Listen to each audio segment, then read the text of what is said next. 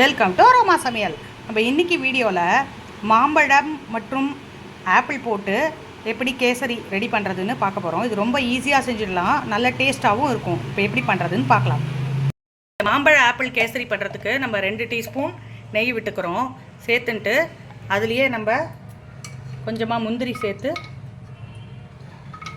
லைட்டாக வறுத்து எடுத்துக்க போகிறோம். இப்போது நான் இந்த கப்பால் 1 கப்பு ரவை எடுத்துட்டுருக்கேன். ஸோ 1 கப்பு ரவைக்கு நம்ம 2 கப்பு சர்க்கரை அளந்து அதே கப்பால் எடுத்துட்டுருக்கேன். அதே மாதிரி 2 கப்பு பால் எடுத்துக்கிறேன். ஸோ 1 கப்பு ரவைக்கு 2 கப்பு பால், 2 கப்பு சர்க்கரை, அதுதான் மெஷர்மெண்ட்டு. இப்போ இந்த ரவையை இந்த கடாயில் சேர்த்து லைட்டாக வறுத்து எடுத்துக்க போகிறேன். இப்போ ரவை நல்லா வறுபட்டுருது.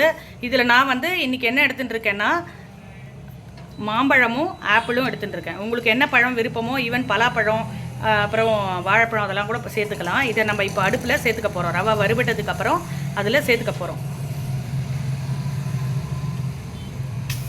இப்போ அதுவும் சேர்ந்து நல்லா வதக்கிட்டோம். இதில் இந்த கப்பால் 1 கப்பு ரவை எடுத்துனோம் இல்லையா, அதே கப்பால் 2 கப்புக்கு நான் காய்ச்சின பால் எடுத்து அதில் சேர்த்துக்க போகிறேன். மிக்ஸ் பண்ணி விட்டுக்கணும் நல்லா.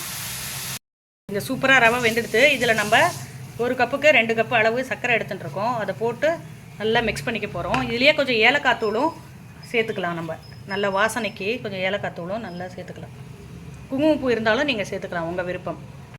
நான் கொஞ்சமாக ஃபுட் கலர் கொஞ்சம் பாலில் மிக்ஸ் பண்ணி இது கூட சேர்த்துக்கிறேன். இதை மிக்ஸ் பண்ணி விட்டுக்கிறேன். நல்லா சூப்பராக மேலாக ரெடி ஆகிடுது. இதில் 2 டேபிள் ஸ்பூன் நல்ல நெய்யை விட்டுக்கணும்.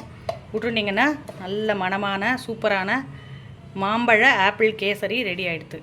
அவ்வளோதான், ரொம்ப ஈஸியாக இந்த கேசரி ரெடி ஆகிடுது. நீங்களும் இதை செஞ்சு பார்த்துட்டு எப்படி வந்ததுன்னு எனக்கு கமெண்ட் செக்ஷனில் கொடுங்க. தேங்க்யூ.